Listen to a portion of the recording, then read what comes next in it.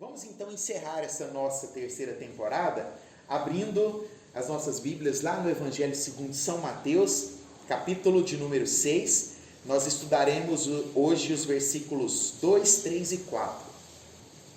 Dentro do nosso contexto, essa é a nossa 25ª exposição do Sermão do Monte, a última exposição da terceira temporada, e nela nós vamos falar sobre um dos 3 princípios fundamentais que Mateus vai começar a destacar aqui dentro do contexto do cristianismo e da fé judaica. São os 3 pilares, né, que seriam, né, as esmolas, a oração e o jejum. Então nós vamos falar hoje das esmolas. A oração será a nossa próxima temporada e na última temporada nós falaremos do jejum. Vamos ler o que está dizendo? Mateus capítulo de número 6, versículo 2. Portanto, quando você der esmola, não anuncie isso com trombetas, como fazem os hipócritas nas sinagogas e nas ruas, a fim de serem honrados pelos outros. Eu lhes garanto que eles já receberam sua plena recompensa.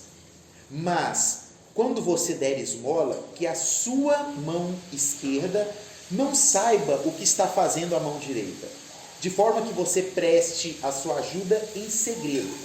E o seu Pai, que vê o que é feito em segredo, o recompensará.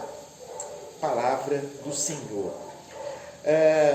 Nós estamos nesse final, né, dessa terceira temporada, observando alguns detalhes daquilo que Mateus vem exemplificar a partir do momento que Jesus sai ali das bem-aventuranças, né?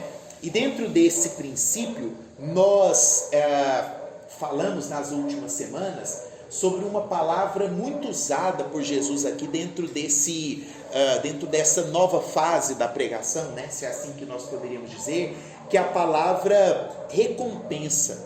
Nós vimos basicamente o que é uma recompensa do ponto de vista cristão, e nós vimos que como crentes que somos, a nossa recompensa ela é muito diferente da recompensa que o mundo prevê, né? A nossa recompensa e os valores nossos, eles destoam muito da recompensa que o mundo prega. E dentro dessas recompensas, nós falamos, né, de algumas delas, como por exemplo, uma das maiores recompensas do cristão é receber mais trabalho quando ele faz uma coisa bem feita, né? É Deus colocar mais trabalho na mão dele, porque ele está fazendo aquilo que é correto, aquilo que é certo, diferente daquilo que o mundo prega, né? Que você deve receber o descanso, né? E dentro disso, eu tive pensando muito dentro desse contexto, né? Principalmente nesse nosso encerramento dessa temporada, porque há um conceito muito errado de trabalho e nós precisamos refazer esse conceito de trabalho, às vezes em nosso coração e no coração daqueles que estão vindo, né, chegando para o mercado, que vão chegar para o mercado de trabalho agora, né? Um conceito passional de que o trabalho é algo que tem que te dar felicidade, que tem que te dar prazer, né? De que você tem que trabalhar com um jargão que surgiu aí nos últimos anos, né? Trabalhe com aquilo que você gosta e você nunca trabalhará na vida. Esse é um jargão errado, totalmente fora do contexto bíblico e cristão. É lógico, né, que você vai procurar fazer alguma coisa dentro daquilo que você gosta, mas a Bíblia não nos ensina a amar o nosso trabalho, nem a amar a nossa profissão. Nós temos que amar a Deus. E esse é o grande problema, porque quando nós amamos a nossa profissão, tudo aquilo que nós amamos começa a se tornar um ídolo nas nossas vidas, né? Se nós amamos mais os nossos filhos do que o nosso Deus, nossos filhos deixam de se tornar nossos filhos e passam a ser os nossos ídolos. Se nós amamos mais o nosso trabalho do que o nosso Deus, o nosso trabalho torna-se um ídolo, né? E todas as vezes que nós temos outros ídolos que tomam o lugar de Deus na nossa vida, nós estamos fadados ao fracasso e à decepção. E é por isso que essa geração nova tem se decepcionado com o seu trabalho, né? A geração ela quer ir trabalhar e voltar para casa feliz e satisfeita. Não, Aquilo que a Bíblia nos mostra é que o nosso trabalho, né, após o pecado original de Adão, após a queda, o trabalho ele se tornou algo penoso, ele se tornou o suor do nosso rosto pelo qual nós vamos comer. É lógico, né, que quando nós estudamos para fazer algo, a gente acaba gostando daquilo, né? Você acaba gostando de estar dentro do ambiente do seu trabalho, mas você não deverá amar o seu trabalho. O seu trabalho ele vai te cansar, ele vai te desgastar. Você vai chegar em casa, né, ao final da semana ali totalmente moído pelo dia a dia, e o seu descanso será no dia do Senhor, na presença do Senhor. E as pessoas invertem esse contexto, invertem esse conceito hoje, né? Elas querem descansar no trabalho, né? E é por isso que ir para a igreja ao final de semana se tornou um cansaço, né? Há uma inversão de valores. O seu cansaço é no seu trabalho, é no seu dia a dia, e você só terá o pleno descanso aos pés do Senhor. E tudo isso é por conta de um erro conceitual daquilo que é a recompensa, que Jesus nos deixa muito claro, nos mostra aqui que a nossa verdadeira recompensa nunca estará nesse mundo, nunca estará nas coisas que nós olhamos dentro desse mundo. A nossa verdadeira recompensa, ela estará num reino eterno. E aí, dentro desse contexto, então, a vida religiosa judaica ela vai ser destrinchada por Jesus e escrita por Mateus aqui agora, dentro desses 3 conceitos que eu abordei para vocês. Um deles é o conceito da esmola, porque Jesus ele já começou, né, a falar aquilo que era a verdadeira espiritualidade. Você lembra que lá no Sermão do Monte, Jesus ele fez um contraponto com a realidade, né? E aqui ele vem colocando, olha, há uma falsa interpretação, estão interpretando as coisas erradas, né? Se vocês têm feito isso, eu vos digo que deve ser feito dessa forma. Eu vos digo, né, Jesus sempre vai colocando, mas, porém, eu vos digo que isso deve ser feito desta maneira, dessa outra forma. E aqui Jesus vai nos mostrar o que é essa verdadeira espiritualidade, né? O que é a verdadeira espiritualidade do ponto de vista do meu relacionamento com o meu próximo, a minha verdadeira espiritualidade na minha relação com o meu irmão, a verdadeira espiritualidade na minha relação com aquele que está ao meu lado. E dentro desse exemplo, Jesus ele entra com a misericórdia, que no caso aqui são as esmolas. Dar esmola naquela época, dentro daquele contexto, era algo muito sagrado. Para o judeu, a esmola ela era um princípio extremamente sagrado. A palavra, né, o termo original utilizado aqui como esmola, é o termo tzedakah, que era o mesmo termo utilizado para justiça. Então, a pessoa que exercia o dom, né, de dar esmolas, de ajudar outras pessoas, ela estava exercendo o dom da justiça. Isso era algo muito comum naquela época, tanto que nós tínhamos 2 ditos rabínicos, 2 ditos judaicos que falavam sobre esse contexto. O primeiro deles dizia o seguinte: maior é aquele que dá esmolas do que aquele que oferece todos os tipos de sacrifícios. E o outro é: quem dá esmola em segredo se torna maior do que Moisés. Havia um costume rabínico que era muito categórico naquela época, que era o costume de dar esmolas pelas costas. Grandes rabinos, né, que exerciam esse dom da misericórdia de ajudar o próximo, eles, quando iam dar esmolas, eles davam as esmolas jogando elas sobre o ombro pelas costas. O objetivo era não ver aqueles que iriam catar as suas moedas, aqueles que iriam pegar as suas esmolas, porque o objetivo maior, acima de tudo, era exercer a justiça, independente da pessoa que iria recolher. O motivo maior era ser justo. Entretanto, como nós vimos, né, na semana retrasada, essas 3 práticas que fundamentam a vida judaica, que são as esmolas, a oração e o jejum, são 3 fundamentos que seguem uma linha muito tênue, uma linha muito estreita entre o ato de se fazer com todo o coração e de exercer aquilo ali como um mandamento, para um processo de valor invertido. E aí nós falamos do significado da hipocrisia, né? O hipócrita era aquele ator de teatro que geralmente colocava uma máscara, né? Para fazer uma representação de um outro personagem, né? Chamava-se de hipócrita. Olha, lá está o hipócrita, né? Aquele que vai representar outra pessoa. E aí Jesus usa exatamente este termo, essa palavra, o hipócrita, porque o hipócrita é o risco que nós corremos de exercer qualquer uma dessas três atividades, seja o dom da esmola, seja a oração, seja o jejum, com um valor errado. E era isso que estava acontecendo dentro desse tempo, e por isso que Jesus alerta: olha, não seja hipócrita, não exerça um papel que não é você na essência, não coloque uma máscara quando você estiver dando as esmolas, para que você se pareça com alguém que você não é. Jesus ele vai abordar exatamente esse conceito, e para abordarmos esse conceito na essência, nós precisamos lembrar que tudo que está sendo construído aqui, independente do momento que Jesus disse, nós vimos isso lá no começo da nossa série, lá no início do ano, né? Que Mateus ele foi muito didático, porque ele conseguiu reunir todos esses ensinamentos de Jesus de uma forma, com uma linha de raciocínio, né? Para que nós hoje pudéssemos nos orientar dentro desse aspecto.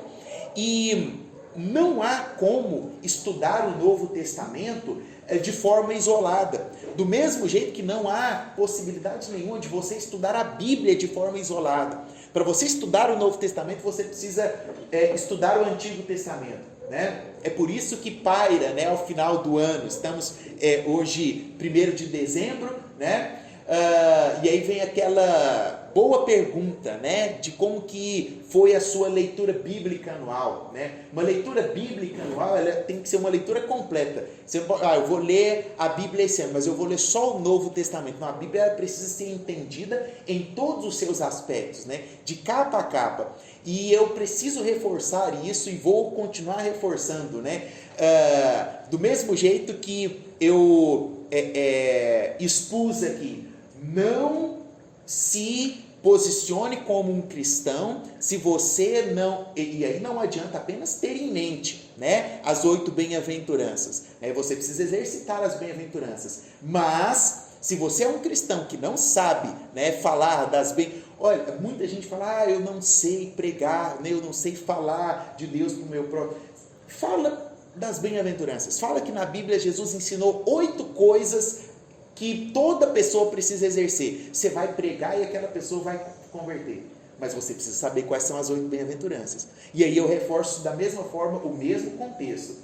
Revise o seu conceito de cristão se você não tem lido a Bíblia toda ao ano. Não há como se posicionar como, eu sou crente, eu sou cristão. Como foi a sua leitura anual? Qual foi o livro da Bíblia, né, que mais falou ao seu coração, desde Gênesis até Apocalipse? Quando você, né, leu a Bíblia toda, qual desses livros foi o mais significativo para você? Porque se por acaso, né, você não conseguiu chegar, né, não terminou, né, então você ainda tem um mês, né? Se você parou lá em Êxodo, né, você ainda tem um mês, né, para quem sabe conseguir. Mas o verdadeiro cristão, ele precisa colocar o dom da leitura em prática. Porque senão o nosso cristianismo estará sendo um cristianismo de máscara, um cristianismo de hipocrisia. E aí, por que eu estou falando disso tudo? Porque eu não posso olhar para Jesus falando aqui de dar as esmolas e me esquecer das bem-aventuranças, onde Jesus já tinha ensinado sobre o processo das misericórdias. Você lembra qual das bem-aventuranças que é a misericórdia? O Júnior me conhece, né? Não é a 4ª, né? Ele deu uma risadinha ali. É a 5ª das bem-aventuranças, né? Vamos lembrar? Ou não? Melhor não. Bem-aventurados os pobres, né? Bem-aventurados os que choram, consolados. Bem-aventurados os mansos, porque herdarão a terra. Bem-aventurados que têm fome e sede de justiça, porque eles serão saciados ou fartos. Bem-aventurados os misericordiosos, isso é fácil, porque receberão misericórdia. Dá para continuar? Bem-aventurados os puros de coração, porque eles verão a Deus. Bem-aventurados os pacificadores, porque serão chamados filhos de Deus. E por último, bem-aventurados os perseguidos por minha causa, né? Por causa da justiça, porque deles, dos tais, é o reino dos céus, né? Quando nós olhamos, e aí não tem como eu passar, né, lá do capítulo de número 5, dos versículos que vão do 3 ao 10, e durante o resto do Novo Testamento não abordar isso aqui. O ensino de Jesus, ele está totalmente fundamentado nas 8 bem-aventuranças. E tudo aquilo que Jesus e Jesus, né, como um bom professor, ele não só fala, mas ele vive. E se você pegar todos os passos de Jesus, desde uma cura, desde uma fala, desde uma compaixão, tudo que Jesus vai viver até a sua morte e ressurreição, faz menção àquilo que ele ensinou nas bem-aventuranças. Então, quando nós estamos olhando aqui Jesus falar de esmola, eu não posso deixar de lembrar da misericórdia, porque a esmola, ela não é nada senão um exercício de misericórdia, né? A esmola naquele tempo, né, que era um ato de justiça, ela existe hoje como a nossa misericórdia. E naquela época, e aí nós comentamos sobre isso, né? Nós vimos que tem o verbo no grego sobre misericórdia, mas nós lembrávamos lá na época que Jesus, ele não estava possivelmente pregando no grego, né? Foi Mateus que escreveu no grego. Jesus tinha pregado no aramaico. E o termo que Jesus utilizava, né, que era o sheld, que tem a ver com entrar na perspectiva do próximo para sentir a dor dele. Isso é ser misericordioso. Isso é ser misericordioso, né? É você se colocar totalmente na posição do outro para enxergar com os olhos dele, para sentir a mesma dor que ele.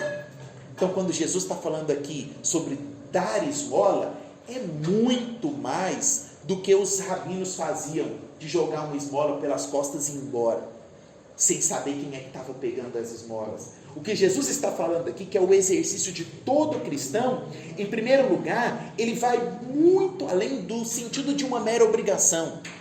Exercer a misericórdia, ela vai muito mais do que uma obrigação de dar e agora nós estamos chegando nesse período, né, de fazer uma cesta básica, colocar um panetone lá dentro e entregar para alguém. Vai muito mais do que uma obrigação. Exercer a misericórdia é se colocar na posição do outro. Exercer misericórdia vai muito além do que um mero prestígio.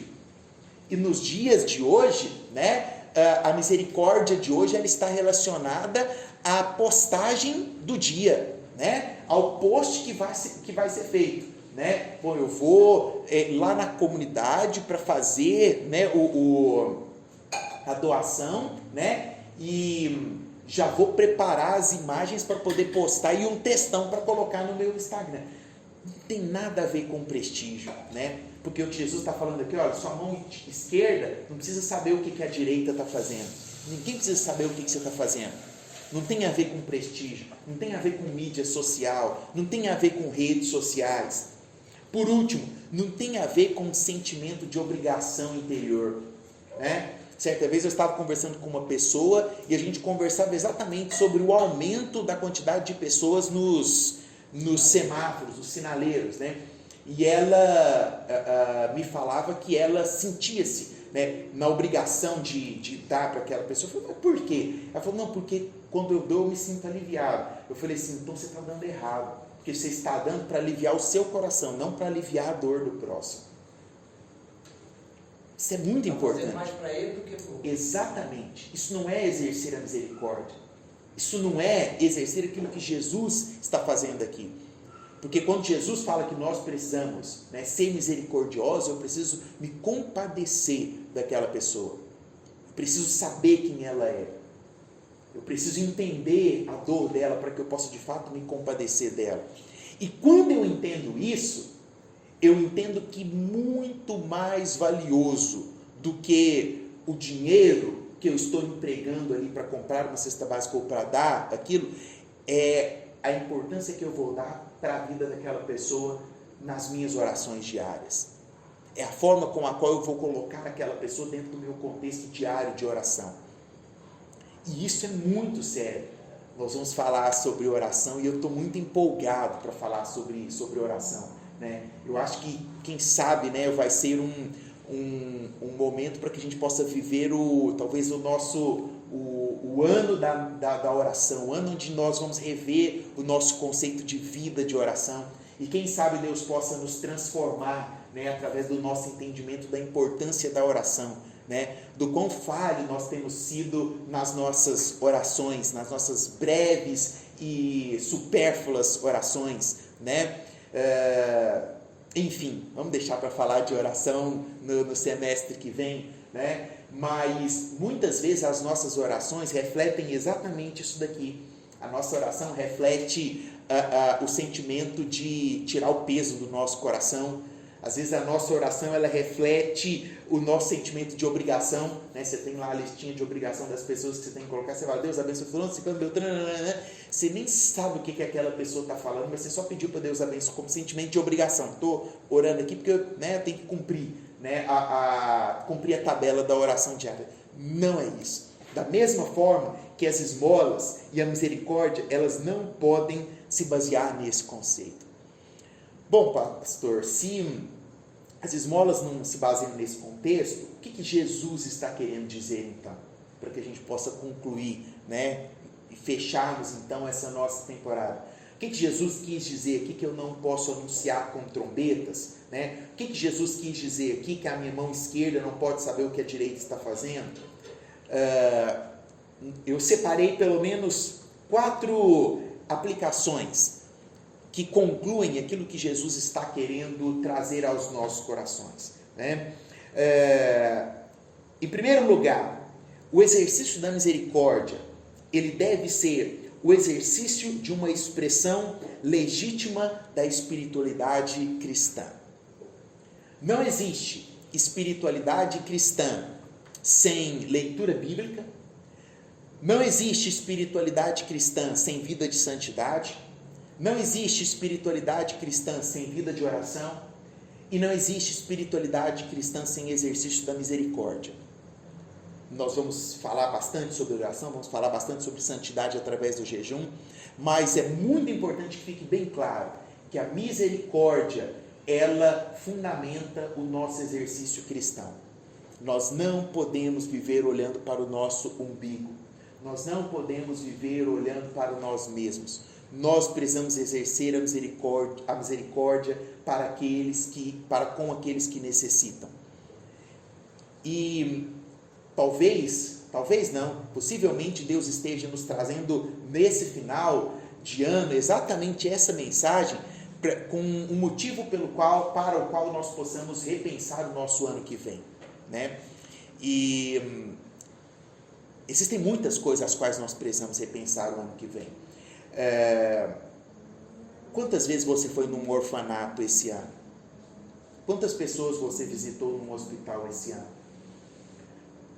Quantas pessoas que você ajudou na rua, em qualquer lugar que seja, que você perguntou o nome daquela pessoa? Eu vou te contar um exemplo, vou te contar uma experiência que marcou profundamente o meu coração como uma marca ruim e que a partir dali eu falei, eu tenho que ser melhor. Eu estava no trânsito certa vez, parei no semáforo, tinha um senhor passando, ele não estava pedindo, ele estava vendendo água, e Deus falou, quando o sinal abriu, Deus falou, você precisa ajudar aquele senhor. E aí não dava para voltar, eu fui lá na frente, atrasado, né? Como sempre, a gente só vive atrás. Fui lá, fiz o retorno, voltei, falei assim, naquela noção, se o sinal estiver fechado e eu parar, é porque a voz é de Deus, né? Eu virei o sinalzinho parado, falei, é de Deus então. Aí eu desci, tinha um valor na minha carteira, e eu senti, falei, é esse valor que eu tenho que dar para ele. E aí eu tirei Abri, chamei ele, falei assim, olha, Deus mandou eu te entregar isso aqui. Coloquei, fechei o vidro, o sinal abriu, eu fui embora. E eu não senti paz no meu coração. E eu fui embora para o serviço, meu Deus, como assim? Eu fiz o que o senhor pediu, eu fiz aqui, eu voltei, vou chegar atrasado no serviço, peguei o que tinha lá, não era um valor. Deus falou assim, você perguntou o nome dele por acaso?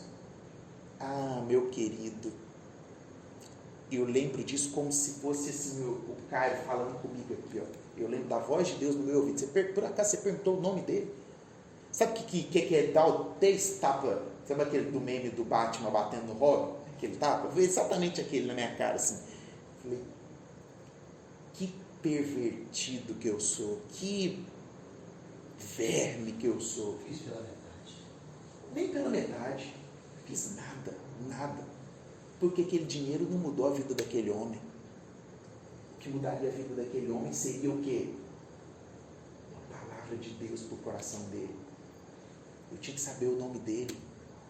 De que adiantou o que eu fiz? Nada. Verme que eu sou, de sujo que eu sou, de incompetente, de incoerente. A vida cristã, como expressão de espiritualidade legítima, ela precisa ter em mente que quem foi alvo da misericórdia de Deus precisa exercer a misericórdia. E quando Deus morreu naquela cruz do Calvário, Ele não morreu por qualquer um, Ele morreu por aqueles que eram escolhidos, e Ele sabia o nome de cada um daqueles que foram escolhidos. Deus sabia o teu nome, você precisa saber o nome de quem você ajuda. Quem sabe nós não estamos aprendendo isso hoje, para que nós possamos traçar objetivos para o ano de 2023. Objetivos de visitar pessoas, de conhecer pessoas, de chamar pessoas pelo nome. Aqueles que tiveram ou que foram alcançados pela misericórdia de Deus, não foram alcançados. Nós não cremos no universalismo. Nós não cremos que Deus morreu para salvar a humanidade. Não. Deus morreu para salvar os escolhidos. E como que Deus sabia aqueles que eram escolhidos? Deus sabia o nome e o sobrenome. É por isso que eu e você precisamos exercer a misericórdia com nome e sobrenome. Nós precisamos ser transformados por essa graça maravilhosa. A segunda aplicação, dentro desse contexto de exercício da misericórdia, é que além dela ser, uma expressão legítima da espiritualidade, ela deve também ser uma prática esperada por todo cristão. Como eu disse, já mencionei para você, nós precisamos rever, isso sim, é uma tarefa diária, todos os dias nós precisamos, antes de dormir, fazer ali uma breve devocional e falar assim, eu fui cristão hoje? Será que eu fui cristão de verdade hoje? Quantas pessoas que eu ajudei, quantas pessoas que eu chamei pelo nome, quantas pessoas que receberam uma palavra minha, quantas pessoas que receberam um sorriso meu. Você sabia que de todas as expressões que a nossa musculatura facial consegue emitir, existe apenas uma que é possível de ser definida e identificada a uma distância maior do que 300 metros de distância. A uma distância maior do que 300 metros, né? O sorriso. Se você estiver, por exemplo, com raiva, a 300 metros de distância, talvez a pessoa não consiga identificar. Se você estiver tímido, a mais de 300 metros de distância, talvez a pessoa não consiga identificar. Mas se você estiver sorrindo a 1 quilômetro de distância, alguém vai conseguir identificar. Eu falei sobre sorrir no nosso discipulado da semana passada, não foi? Ou retrasada? Retrasada, né? Dessa forma, quando Jesus quando Jesus diz, no versículo 2, portanto, quando você der esmola, Jesus não coloca aqui uma condição. Jesus não coloca assim, fala assim, portanto, se você der, não. Jesus está falando assim, portanto, quando você der, porque Jesus está te considerando um cristão. Jesus está considerando que você dará as esmolas. Jesus não está colocando lá, se você der, faça dessa. Não. Quando você der, porque você vai dar, haja visto que você é um cristão, faça dessa forma. Esmola, a misericórdia, ela é um princípio e ela deve ser uma prática esperada e exercida por todos aqueles que se dizem cristãos. Em terceiro lugar, penúltimo, toda prática de misericórdia, ela deve ser exercida sem nenhuma pretensão. O professor Robert Muncz, ele diz o seguinte: é mais fácil alguém fazer de conta que é reto do que ser reto de verdade. É muito fácil fazer de conta que é reto. Eu tenho um objetivo e um alvo, de realizar na minha vida uma obra missionária num determinado local do mundo. E esse ano eu recebi assim um alerta muito positivo de que eu vou para lá. Talvez até antes do que eu calculava ou imaginava. E está lá no meu caderno. Vai ser um período onde eu não vou movimentar as minhas redes sociais. Porque, como cristãos, nós não exercemos a misericórdia com pretensão. E aí, você já deve ter visto, nas mídias, fulano foi fazer isso em tal lugar do mundo lá, e aí tira as fotos, aquele negócio, é comovente, Mas nós não fazemos para postar em mídias sociais. Nós não fazemos para comover ninguém. Nós fazemos porque nós sabemos da dificuldade de ser reto de verdade. Ser reto de mídia social é muito fácil. Se tem a coisa mais fácil de ser cristão, é ser cristão de rede social. Eu acho que devia ter um filtro. Não tem esse filtro para ficar bonito? O filtro crente, Para toda vez que a gente for fazer uma obra social, posta com o filtro crente, Você está sendo um cristão da vida. Para ser cristão não precisa de filtro. Ser cristão é coisa de essência, é coisa de verdade. E o Senhor está nos chamando para isso. O Senhor está nos despertando para sermos dessa forma no ano de 2023. Por último, quando nós olhamos para o exercício da misericórdia, nós precisamos trazer sempre à memória que essa misericórdia ela deve ser exercida com a motivação certa. Porque tudo aquilo que não é feito com a motivação certa não tem valor algum. Você pode estar fazendo a ação mais maravilhosa do mundo. Você pode estar ajudando 1 milhão de famílias carentes. Se a motivação do seu coração não é a motivação correta, isso não vai te levar a lugar nenhum. Nós sabemos muito bem que o homem ele não é salvo pelas obras. Não são as nossas obras. A nossa salvação é por intermédio exclusivo da obra expiatória de Cristo Jesus naquela cruz. Mas as obras mostrarão o verdadeiro cristão que nós somos. Então é por isso que nós temos que fazê-las. Entretanto, quando eu exerço essas obras, a minha motivação ela não pode ser qualquer motivação. Eu não estou fazendo isso para comprar um pedaço do terreno nos céus. Eu não estou fazendo isso para poder agradar aos homens ou para poder mostrar que eu sou uma pessoa dessa forma ou daquela outra. Todas as vezes que eu exerço a misericórdia, eu preciso exercer a misericórdia com a motivação certa. Porque quando eu exerço a misericórdia com a verdadeira motivação, eu estou me lembrando daquilo que Jesus ensinou lá no Sermão do Monte.